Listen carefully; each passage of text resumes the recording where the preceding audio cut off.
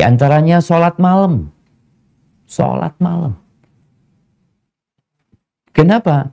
Dalam kehidupan rumah tangga, bicara romantis, orang tuh kadang-kadang romantis tuh jalan-jalan berduaan, menggandeng tangan istrinya, naik motor berduaan, si perempuan meluk suaminya dari belakang, naik sepeda barengan, car free day, keliling.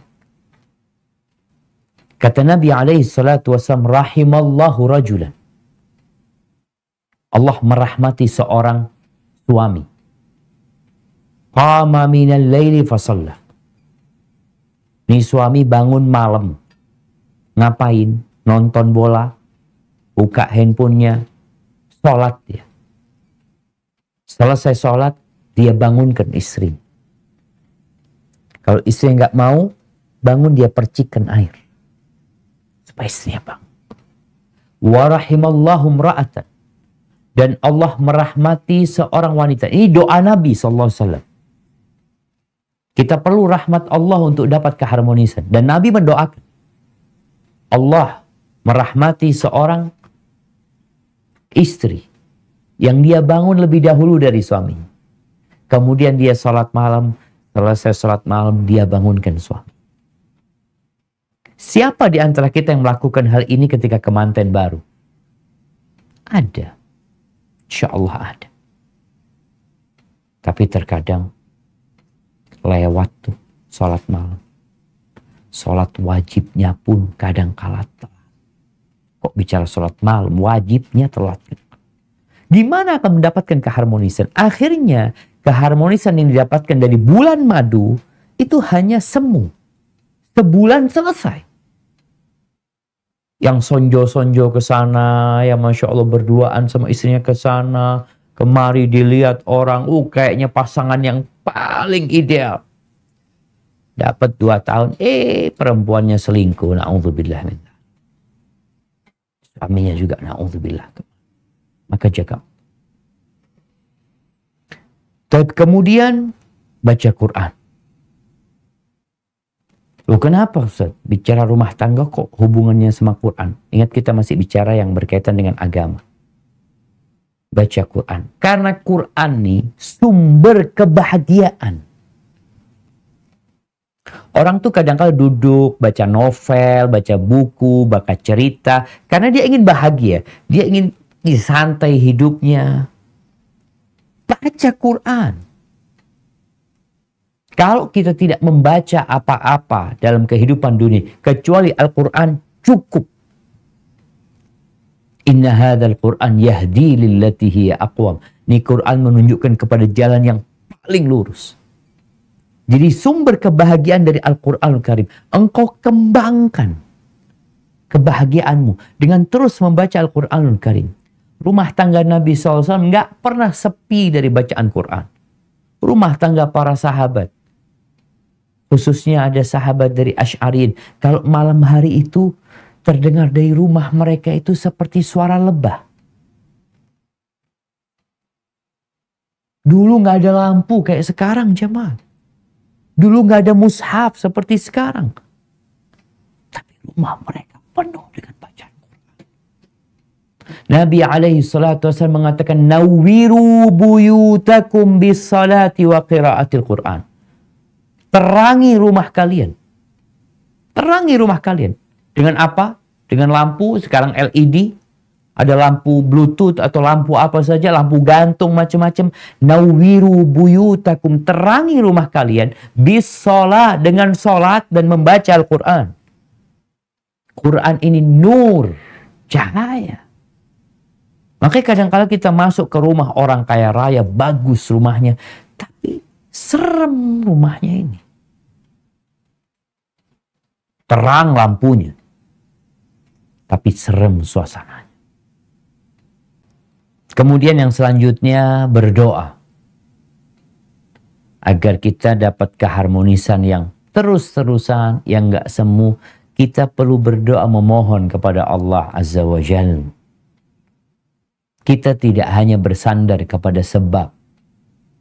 Tapi kita bergantung kepada pencipta sebab. Kita meminta kepada yang maha kuasa dan maha bisa, agar dia memberikan kepada kita rumah tangga yang harmonis. Tapi bicara doa ini ada adabnya. Karena kadang-kala ada orang, Ustaz, saya ini udah berdoa minta sama Allah, Ustaz, tapi kok keluarga anak kacau, Ustaz, ya, suami kayak gini, anak-anak gak berbakti, aduh. Padahal udah berdoa. Boleh jadi syarat dan ketentuan doa gak terpenuhi. Maka kita perlu belajar lagi apa ada berdoa. Di antaranya kalau berdoa itu kita perlu yakin dan berbaik sangka sama Allah. Kita gak boleh tergesa-gesa berdoa. Aku udah minta, kok kayaknya nggak dikabulkan. Terus berdoa minta sama Allah. Yakin Allah maha baik.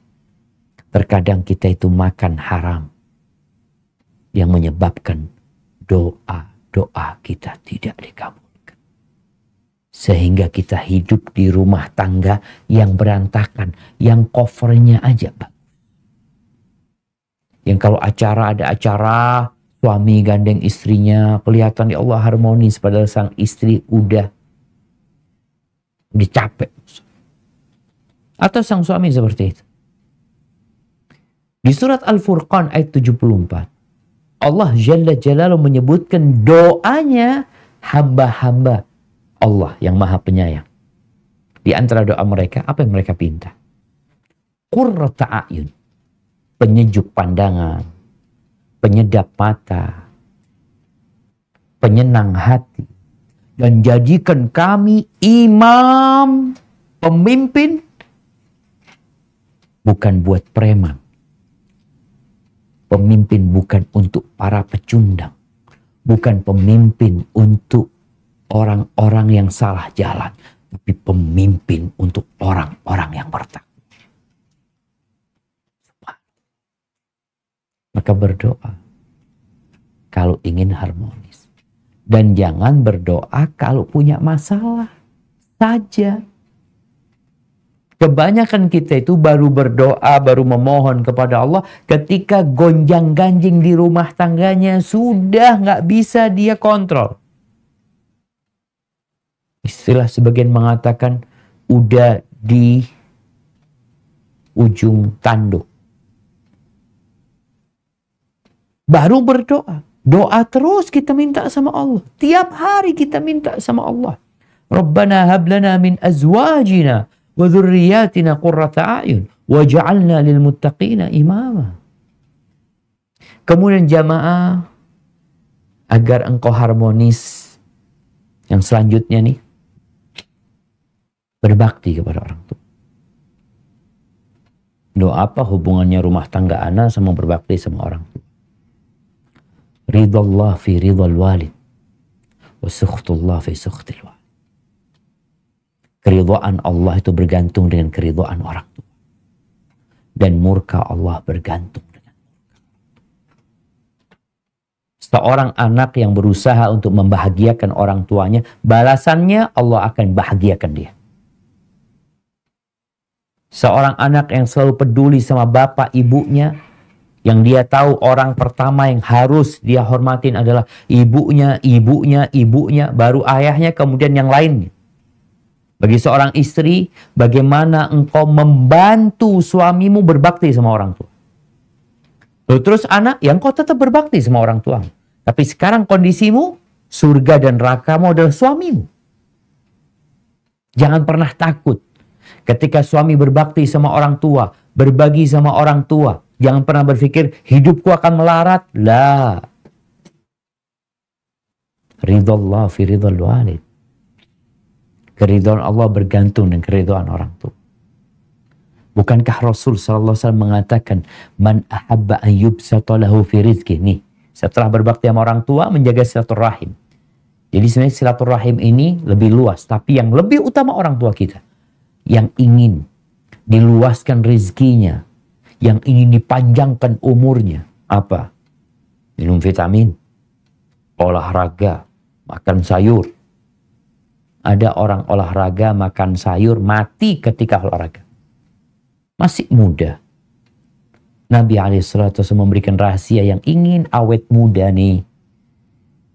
yang ingin umurnya dipanjangkan, rizkinya luas, sambung rahimnya.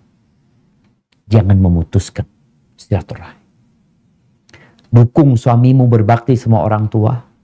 Dukung suamimu untuk menjaga hubungan dengan kerabatnya. Dan engkau sebagai seorang putri, sebagai seorang istri yang tetap wajib berbakti, wajib silaturahim, tapi dengan keterbatasan. Karena aku ikut suami, aku harus nurut sama suami. Tapi tetap engkau juga harus berbakti sama orang tuamu sesuai dengan yang engkau mampu lakukan.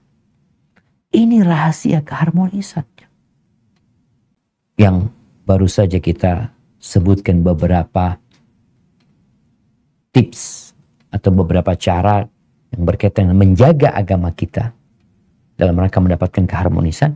Jangan dianggap remeh.